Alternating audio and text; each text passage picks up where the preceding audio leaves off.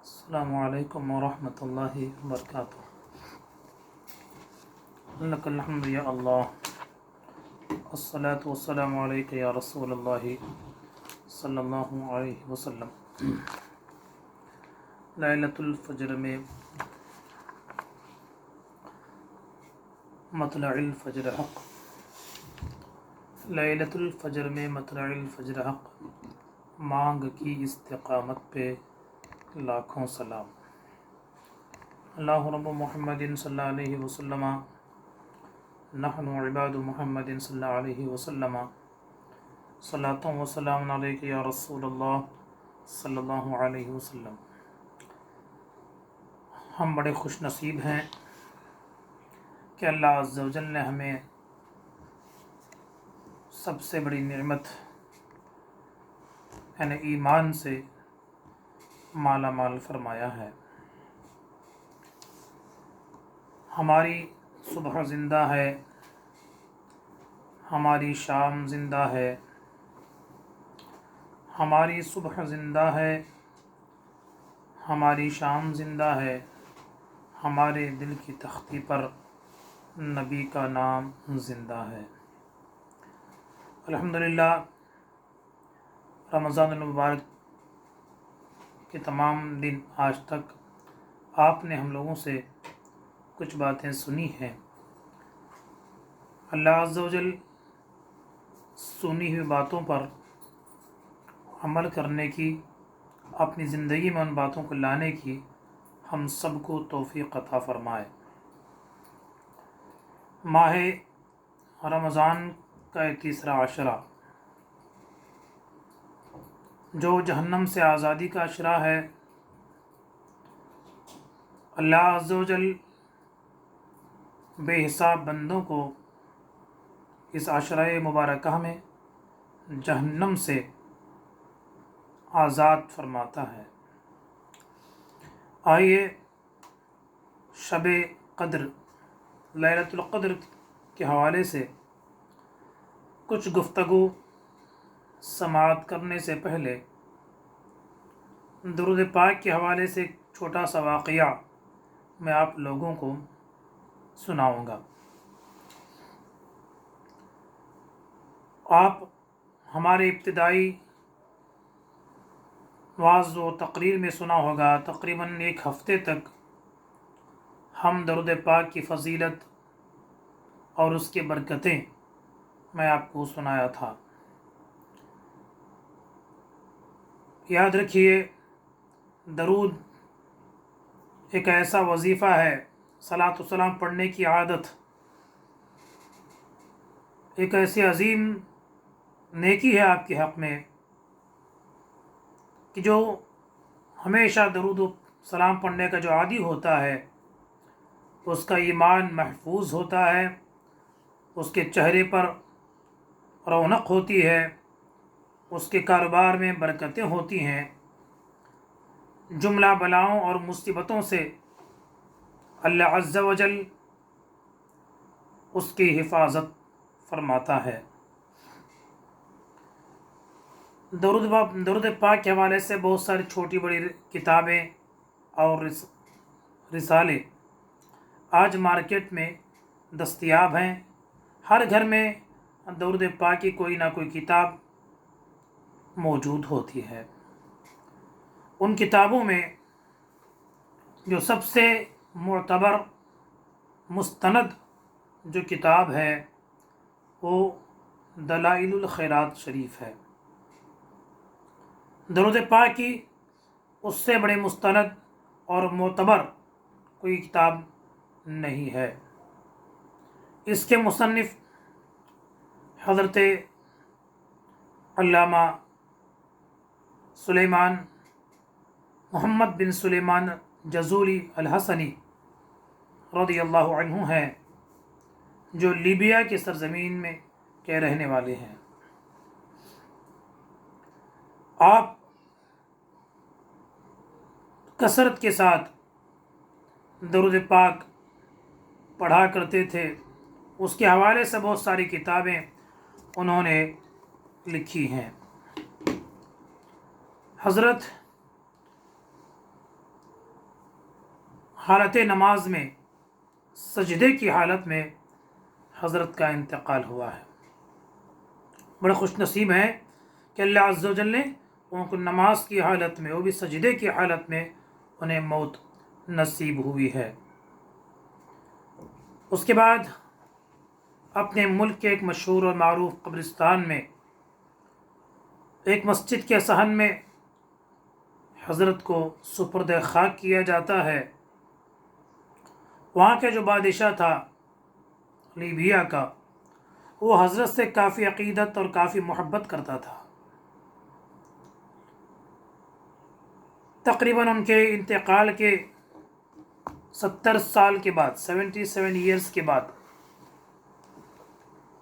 77 سالوں کے بعد بادشاہ نے چاہا کہ ان کے جسم پاک کو سوس سے مراکش منتقل کیا جائے۔ پہلے سوس میں مدفن تھے، پھر اس کے بعد وہاں سے مراکش، جہاں بادشاہ چاہتا تھا، وہاں آپ کے جسم کو لے جانے کے لیے اس نے کوشش کی، علماء کرام سے اس نے رابطہ کیا۔ میری آرزو ہے، خواہش ہے کہ میں آپ کے جسم کو یہاں سے نکال کر میں میری اپنی جگہ پہ لے جاؤں۔ الحمدللہ رب العالمین، دنیا گواہ ہے، آج بھی کتابیں اس بات پر گواہ ہیں کہ 77 سال کے بعد، 77 ایئرز کے بعد آپ کی قبر مبارک کھولی گئی۔ دیکھنے والے شش در رہ گئے، حیران رہ گئے۔ 77 سال پرانی قبر جب کھولی گئی، آپ کا جسم تو جسم پاک ہے، آپ کے بال مبارک تو بال مبارک ہیں، آپ کو جو مبارک کفن جو دیا گیا تھا، اس کفن پر بھی مٹی کھانا تو دور کی بات ہے، مٹی کا نشان بھی نہیں تھا۔ آپ کا کفن بھی تازہ تھا، بالکل نیا تھا۔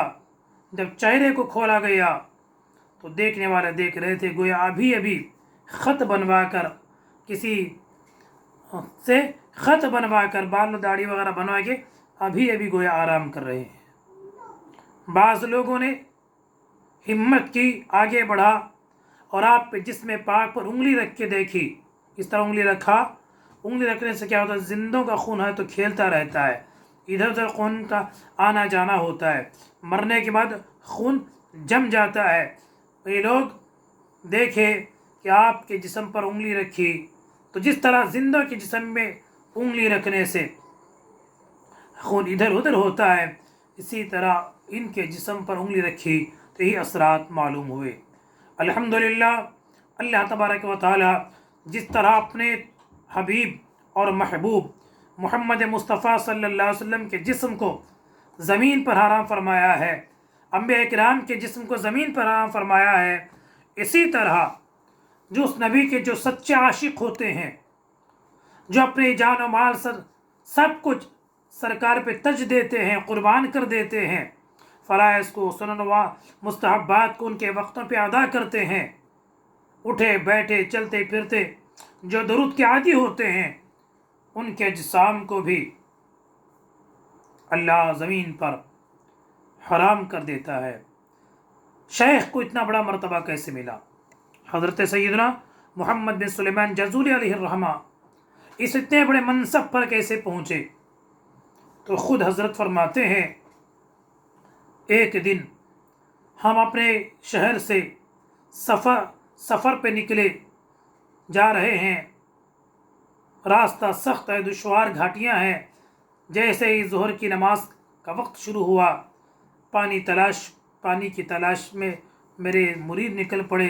بہت کوشش کرنے کے باوجود پانی نہیں ملا، جا رہے ہیں، ٹائم بھی تنگ ہوتا جا رہا ہے، ظہر کی نماز کا وقت نکلتا جا رہا ہے۔ اتنے میں ایک کنواں حضرت کی نگاہوں کے سامنے آیا، دیکھا کنواں ہے، پانی بہت نیچے ہے، پریشان ہے، کیسے پانی نکالیں، کچھ انتظام نہیں ہے۔ اتنے میں 8 سالہ چھوٹی سی بچی دوڑ کے آئی، آپ کون ہیں؟ آپ کون ہیں؟ اس قدر پریشان کیوں ہے؟ آپ کے چہرے سے ہم کو ٹینشن دکھائی دے رہا ہے۔ بچی کے سوال پر حضرت فرماتے ہیں بیٹی بات یہ ہے ظہر کی نماز کا وقت تنگ ہو رہا ہے، ہم نے نمازیں نہیں پڑھی ہیں، پانی تو ہے لیکن پانی نکالنے کے آلات ہمارے پاس نہیں ہے۔ بچی کہتی ہے آپ اتنے بڑے اللہ کے ولی ہیں، آپ کا نام ہم نے بہت سنا ہے، آپ پانی نہیں نکال سکتے؟ بچی پانی کے کنویں کے پاس گئی، تھوڑا سا اپنے منہ کا تھوک نکالتی ہے، کنویں میں ڈالتی ہے۔ بس 8 سالہ بچی اپنا لعاب اپنا تھوک کنویں میں ڈالتی ہے۔ اب کنواں نہیں رہا، جھیل بن جاتا ہے، پانی ابل کے آیا، ایک دم تالاب کی طرح ہو گیا۔ حضرت پریشان ہے، ششدر ہیں، اس چھوٹی سی بچی کی عجیب کرامت کو دیکھ کر خوش ہوتے ہیں، پہلے وضو فرماتے ہیں، بچی سے کہتے تھوڑی دیر ٹھہرو ہم نماز پڑھ لیتے ہیں، وضو کیا، نمازیں ادا فرما لی، پھر بچی کو قریب بلا کے پوچھتے ہیں اے عزیزم بتاؤ اتنا بڑا منصب، اتنا بڑا مرتبہ تمہیں کیسے ملا ہے؟ تمہارا تھوک پانی میں جاتے ہی تمہارا لعاب کنویں میں گرتے، اب کنواں نہیں تھا، جھیل بن گیا ہے، بہت بڑا تالاب بن گیا ہے، اتنی فٹ پانی اوپر آ گیا ہے، تم نے کیا پڑھ کر تمہیں تھوکا ہے؟ بچی کہتی ہے حضرت یہ میرا کچھ بھی کمال نہیں ہے، میں تو ایک چرواہے کی بیٹی ہوں، میں ایک غریب چرواہے کی بیٹی ہوں، میں اپنے باپ کے ساتھ بکریاں چراتی بھی ہوں، لیکن حضور بات یہ ہے میں نے سنا تھا کہ تاجدار مدینہ صلی اللہ علیہ وسلم پر جو کثرت سے درود پڑھتا ہے ان کے لعاب میں بھی تاثیر ہوتی ہے۔ میں نے یہ بھی پڑھا ہے کہ جب تاجدار مدینہ صلی اللہ علیہ وسلم مدینہ منورہ کے کئی کنووں کے پاس گئے جہاں پانی نہیں تھا، سوکھ گئے تھے، وہاں لعاب دہن ڈالا، وہاں اس کا پانی جوش مارنے لگا ہے، تو میں بھی آپ پہ درود پڑھ کے وہی نیت سے لعاب ڈالا ہے، میرا کمال نہیں ہے، یہ سب درود پاک کی تاثیر، یہ اس کا کمال ہے۔ تو عزیزان ملت اسلامیہ اسی دن سے حضرت سیدنا محمد بن سلیمان الجزولی رضی اللہ عنہ درود پاک کے سارے نسخوں کو کتابی شکل میں جماتے ہیں، اور وہ بچی ان کو خاص ایک درود کے بارے میں کہتی ہے کہ فلان درود میں نے پڑھ کر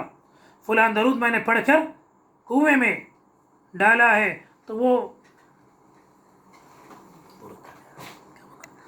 فلاں درود پڑھ کے میں نے کنویں میں دم کیا ہے، تو وہ درود کون سا ہے؟ تو وہ بچی کہتی ہے وہ درود پاک یہ ہے، چھوٹا سا درود ہے، آپ آسانی کے ساتھ اسے یاد کر سکتے ہیں۔